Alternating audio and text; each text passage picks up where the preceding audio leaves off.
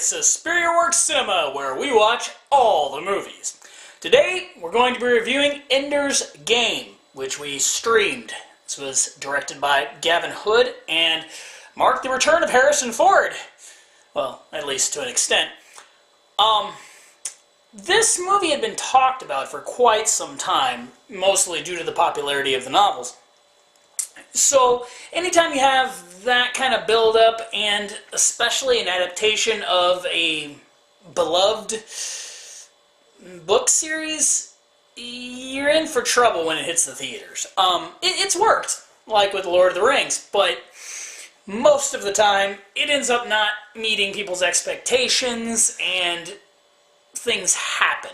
So, I'm going to make this review spoiler-free because it is a newer movie. So if I say something, if you've seen the movie and I say something and it seems a little off, it's done on purpose. The novels, the movie encompasses 3 sets of the novels and crams it all into one story. Harrison Ford is excellent in it. If you're a big Harrison Ford fan, I think it's worth watching just to see him. The rest of the actors are okay. Again, they're mostly kids. Now, if you've seen the trailer, you'll notice there's a lot of big space battle and all this combat-looking stuff going on. And that's my first problem with the movie. I'm not going to compare it to how the book was versus the movie or anything. I'm going to compare it to what I actually saw in the film. All those battle sequences that they showed from the trailer take place in 2 instances in the entire movie. The majority of the movie, and when I say majority, I mean 95% of it, is not big space epic combat. It's mostly a character drama dealing with Ender and how he's going to become this leader, which could have worked. Unfortunately, what we're stuck with is a very by-the-numbers and obnoxiously predictable set of scenarios where Ender enters training scenario. Ender is bullied. You have the blatant stereotypes of everyone are represented in each group he goes through. He does some type of training thing where there's a hurdle to go overcome, which of course he does. And then we move on to the next training thing.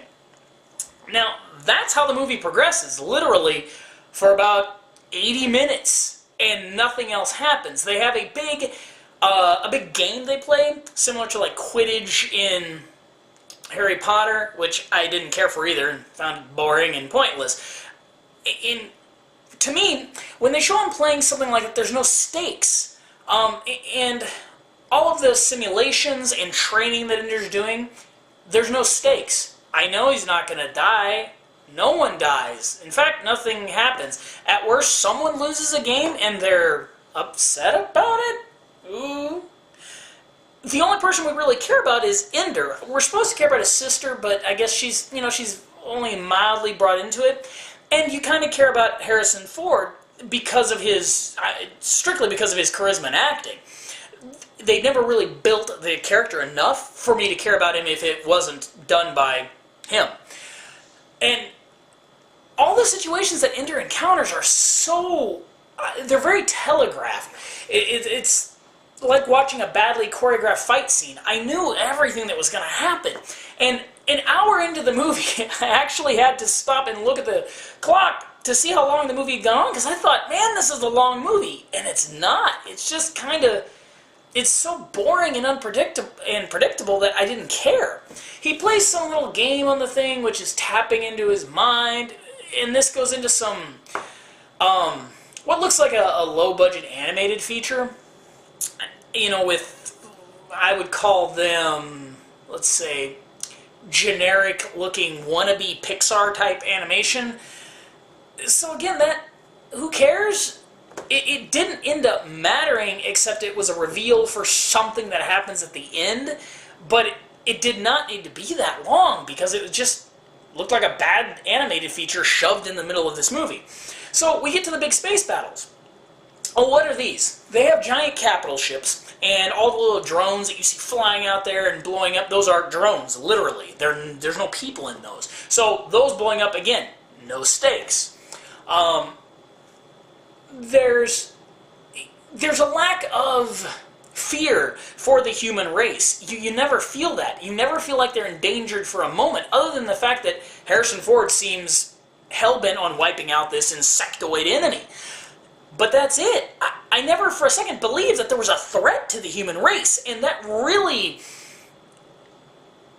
makes the, let's call it the Shyamalan, fall flat and completely weak.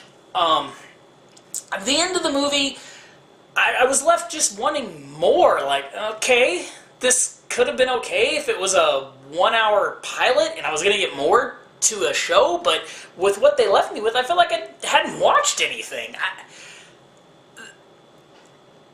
I don't want to compare it to the novels. Again, as a movie, I think it just falls flat. It lacks character depth, it lacks character growth, it lacks character motivation. I think this could have been done much better. Either made it into a trilogy and filled it out with more dramatic acting, instead of what they did, it feels like to me, is try to make an action-packed movie. But the only action they have is the training scenes. Well, training is only so cool unless it's a kung fu movie. And they should have instead gone for more of a drama with intense character dialogue and development. So I actually cared by the time we finished the movie. In this, I just didn't. So it's got some nice special effects, and it's kind of cool looking.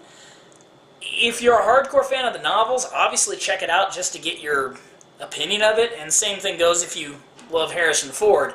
But I can't really recommend it. I'm going to have to give Ender's Game a 4 out of 10. I just felt disappointed watching it, and it had potential, but it wasn't there. So, let me know what you think about it, and feel free to like the video, share it, and give us any comments. Tell us what you'd like to see us watch here, and we'll see you next time here at Movie Mayhem.